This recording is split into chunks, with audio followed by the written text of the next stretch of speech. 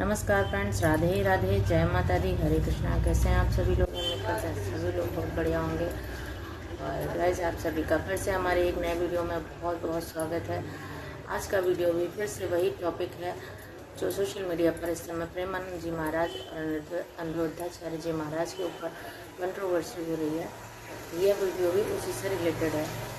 तो गाइज, आज के वीडियो में मैं आपको बताऊंगी कि जो श्रीमद् भागवत कथा सुनने महिलाएं जाती हैं और उसके बाद जो प्रश्नोत्तरी होती है वो चाहे बाबा बागेश्वर धाम सरकार जी की हो, चाहे श्री अनिरुद्धाचार्य जी महाराज की हो, चाहे प्रेमानंद महाराज जी की प्रश्नोत्तरी हो, उसमें सबसे ज़्यादा पूछा जाने वाला सवाल जो होता है उस सवाल के बारे में आज हम चर्चा करेंगे।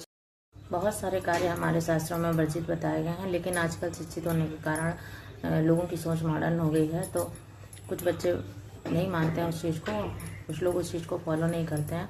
लेकिन उसी चीज़ को महाराज जी के पंडाल में जाकर उसके बारे में ज़रूरी नहीं है कि आप श्रीमद् भागवत कथा सुनने जाओ, उसके बाद बीच पंडाल में उस प्रकार के सवाल करो।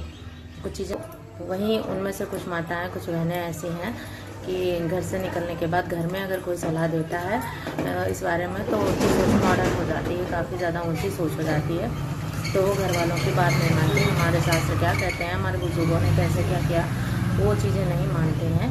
पर वही प्रश्न जाकर के भरे पंडाल में सोशल मीडिया ऑन कैमरा जाकर पहुँचती हैं, तो कितना ज़्यादा भद्दा लगता है। और ये तो बेसिक सी बातें हैं, सभी को पता होती हैं।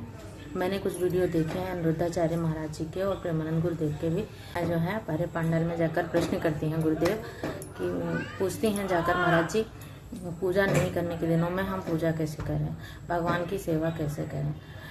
तो सबसे पहले एक बात मैं आप लोगों से कहना चाहूँगी, अपनी बहनों से, या तो आपकी सोच मॉडर्न है तो आप इस तरह के सवाल मत करिए, और अगर आप भी शास्त्रों को मानते हैं, अपने बुजुर्गों की बातों को मानते हैं, तो फिर आप उसके लिए आप जो हमारे बुजुर्गों ने बताया है कि 7 दिन तक पूजा ना करें, तो शारीरिक तरीके से पूजा नहीं कर सकते हैं, मानसिक रूप से पूजा कर सकते हैं। और अभी मैंने ये भी प्रेमानंद गुरुदेव जी की महाराज में महिलाओं को पूछते हुए देखा कि हमारे लड्डू गोपाल ऐसे बैठे रहते हैं, मुझे उनके बिना अच्छा नहीं लगता, हम उनको भोग नहीं लगा पाते, तो हमें बिल्कुल भी सुकून नहीं मिलता। मैंने इस तरीके के बहुत सारे वीडियो देखे हैं। तो वैसे मैं और भी एक बात कहना चाहूँगी कि लड्डू गोपाल भगवान हैं, बाल रूप में आते हो, तो सभी देवी देवता जितने भी हैं वो सब में हमारे यहाँ 7 दिनों तक पूजा करना वर्जित बताया गया है। हम लोग 7 दिन के बाद पूजा कर सकते हैं।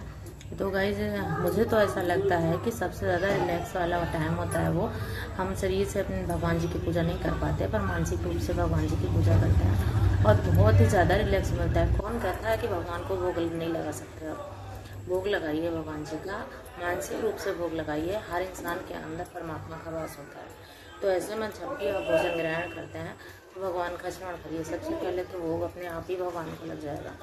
दूसरा, सबसे ज़्यादा समय मिलता है हमें भगवान का ध्यान करने का, भजन करने का।